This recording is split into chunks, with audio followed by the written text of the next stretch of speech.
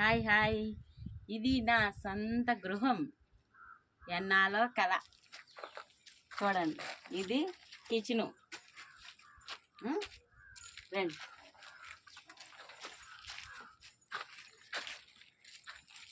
Attached bathroom.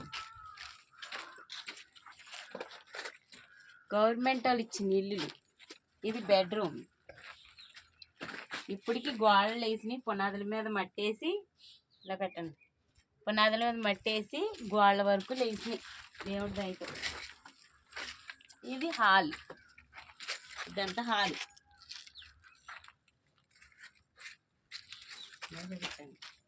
ఇదంతా hall అన్నమాట.